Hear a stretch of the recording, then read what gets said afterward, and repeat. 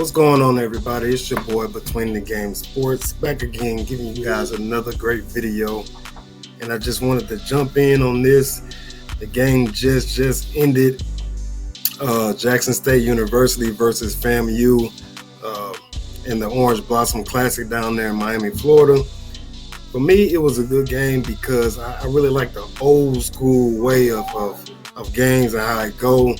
Jackson State held on 7-6. It was just a gritty game. It was a nasty game. It was raining out there, and so offenses really couldn't get going. It was rough, but I just want to say this: I am impressed with Shedeur Sanders. I will put his stats up here in a second.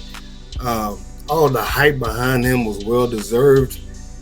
In his first start as a true freshman, now think about that, as a true freshman, he performed pretty well, even though he had two turnovers, right? But as a young quarterback in your first career game on ESPN2, on ESPN2, you go out there and you throw 0 interceptions. Right, 0 interceptions where guys are coming for you. You know the target is on your back. He goes 18 of 24 for 221 yards and 0 interceptions. He had his opportunities. The offense sputtered in moments, but I really feel that Jackson State didn't open up the playbook as much as they should. When they decided to open it up for him, they really kind of got going and got moving. Every time I spoke about that, of them opening up and letting him just be him and let him make plays and get the ball down to his playmakers, something happened, and I don't understand why they never really kind of kept that going. Maybe because he's a true freshman and trying to understand how everything goes, but it is what it is. Again, he was 18 of 24. FAMU's quarterback, I think his name is Sean McKay, he just couldn't get it going. I mean, at all. They were all over him. As you can see, his stats right there. His name is Rashawn McKay, I believe. He was 18 for 29. That's a lot of pass attempts, but only for 78 yards. That's not going to get it done. In the fourth quarter, they ended up benching him for the young freshman. I'm not going to try to pronounce his name because I don't want to obliterate it, but as you can see, he went 5 for 11. Jackson State's defense, I mean, they were all over the place from the first snap. I remember watching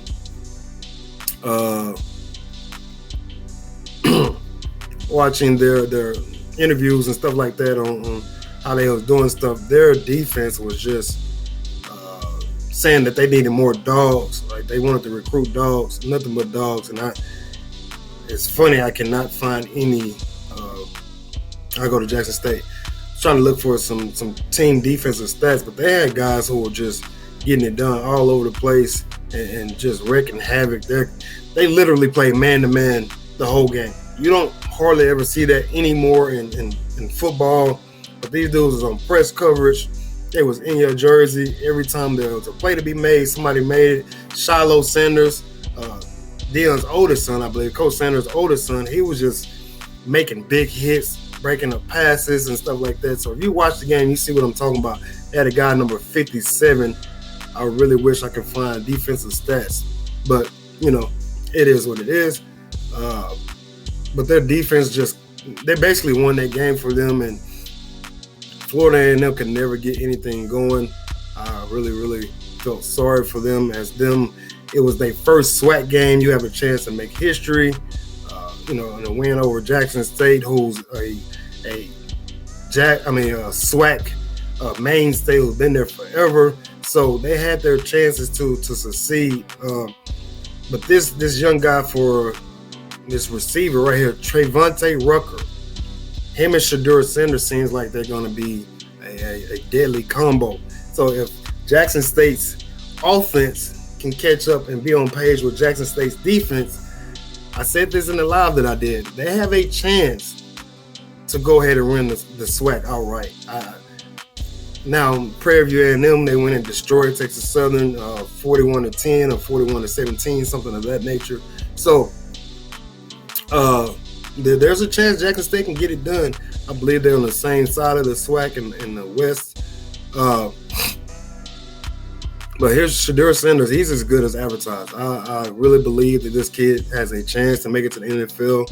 He has to grow a little more. Yeah, he had 2 turnovers. He had 2 fumbles.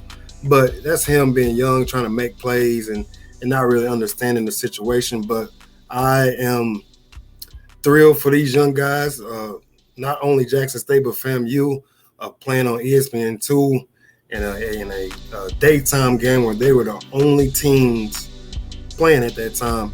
I believe Tennessee State and Gremlin State played a little later.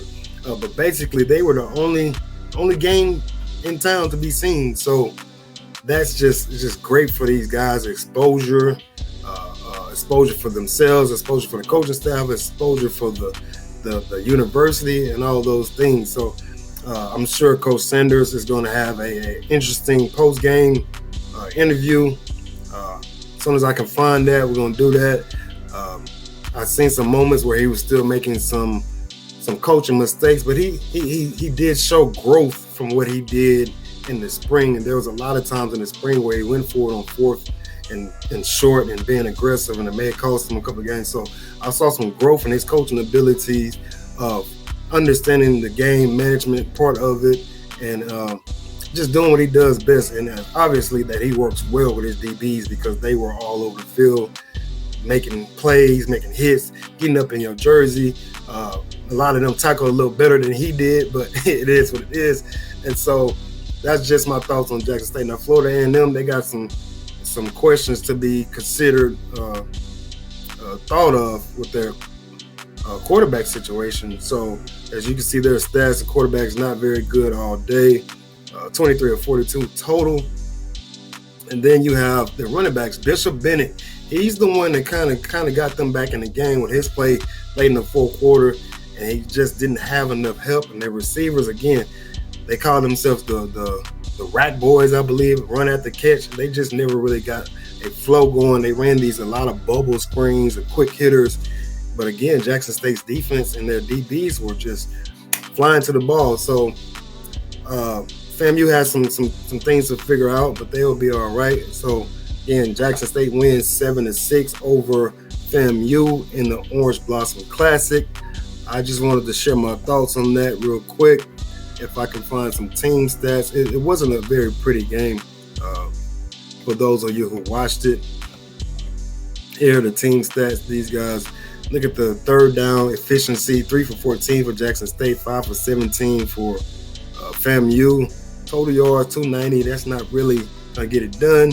But again, I say if Jackson State's offense catches up with their defense, they're going to be an elite program in the SWAC. And just overall, there was turnovers. Again, there was a turnover within a turnover.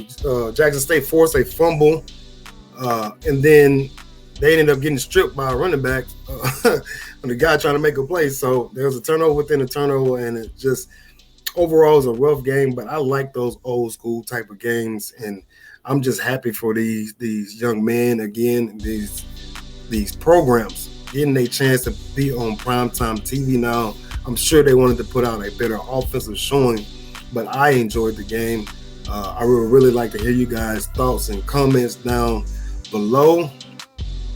And if, again, this is your first time to the channel, please subscribe. Please hit that thumbs up button and then hit that bell button for new notifications about content that's dropping almost every other day. So I really appreciate y'all listening to me.